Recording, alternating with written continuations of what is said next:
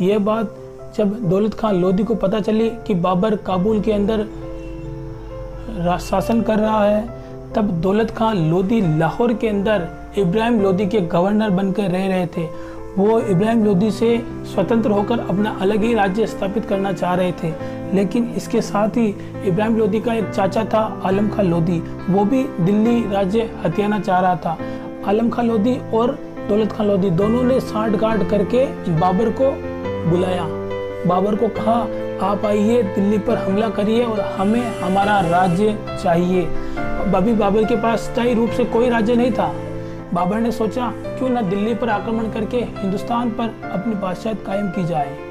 वहां से सीधा लाहौर आया और लाहौर आने पर दौलत खान लोधी को विश्वासघात का आरोप लगाकर उसको कत्ल कर दिया।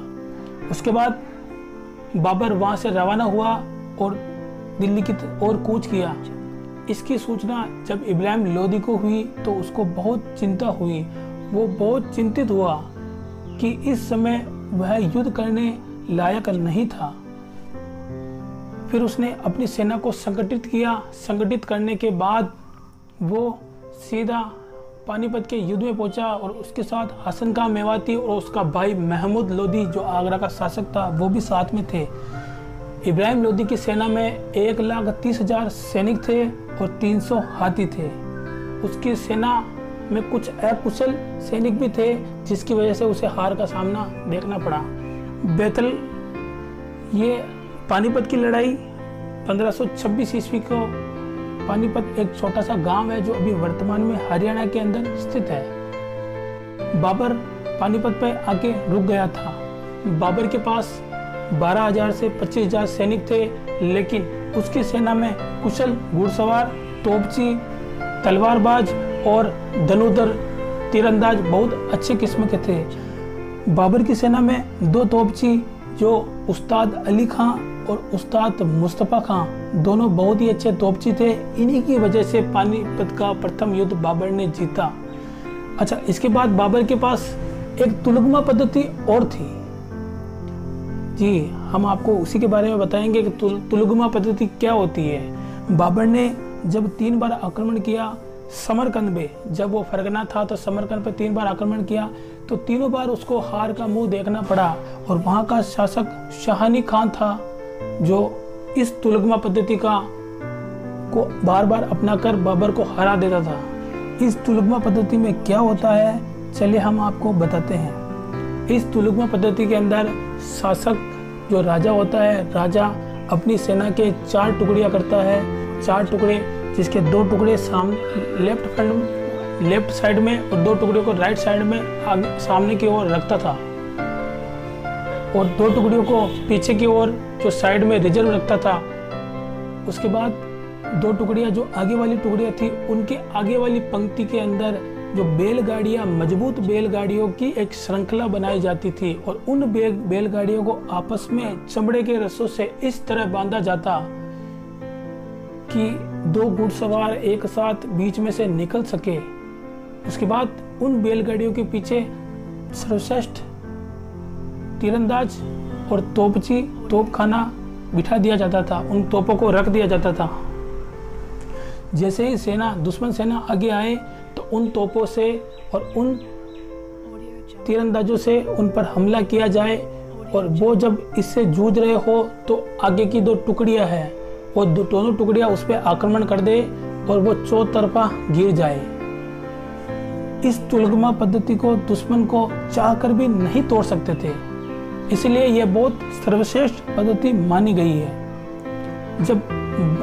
जब इब्राहिम लोधी अपनी सेना लेकर पानीपत पे आया, इब्राहिम लोधी की सेना में कुछ राजपूत राजा भी उसका साथ दे रहे थे, जिसमें ग्वालियर के तोमर राजपूत भी थे। उसकी सेना का नेतृत्व वो खुद संभाल रहा था।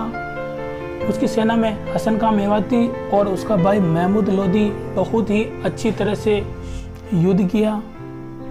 इब्राहिम लोधी ने अपनी सेना को हमला करने का हुक्म दिया, और जैसे ही उसकी सेना हमला करने के लिए आगे बढ़ी तो आगे सामने तुलगमा पद्धति से बैलगाड़ियों की बनाई हुई श्रृंखला की मजबूत किलाबंदी देखकर उनके पैर ठिठक गए। बाबर के तोपचियों और तीरंदाजों ने हमला कर दिया और सैनिक मरने लग गए। उसके बाद तोपों के गोलों से वहां आग लग गई और इब्राहिम लोदी के हाथी बिदक गए थे। उस समय उस युद्ध में बाबर के पास 20 तोपें थी और 20 ही तोपों को उसने आगे की श्रृंखला के अंदर खड़ा कर दिया था, जिससे बहुत से हाथी जो है उनकी आवाज़ों से बिदक गए, क्योंकि वो पहली बार इसका सामना किया था। असल में उनके सामने तुलगमा पद्धति से बनाई हुई श्रृंखला जो बैलगाड़ियों की थी, उसको देख के उनके पैर बिदक गए थे। उसके बाद इतना सोच पाने के बाद बाबर के सैनिकों ने हमला बोल दिया। तीरंदाजों और तोपचियों ने गोलों की तो तीरों की बरसात कर दी। उसके बाद वहाँ पर अफरा तफरी मच गई, गोलों से वहाँ पर आग लग गई। आग लगने के बाद वहाँ हाथी बिदक गए और अपने ही सैकड़ों सैनिकों को रोनते हुए चले गए। इतना सोचने के बाद इब्राहिम लोदी के बौखलाए हुए सैनिकों पर जो आगे की सेना थी उन्होंने आक्रमण कर दिया। जो 2 टुकड़ियां आगे की थी उन्होंने आक्रमण कर दिया और पीछे की जो टुकड़ियां थी वो 2 टुकड़ियां, तीसरी और चौथी टुकड़ी थी, वो पीछे आकर वापस उस पर हमला बोल दिया। इतने में इब्राहिम लोदी की सेना चारों तरफ से घिर चुकी थी। उसके बाद इब्राहिम लोदी खुद युद्ध के लिए आगे आया और उसको बाबर की सेना ने मार गिराया था।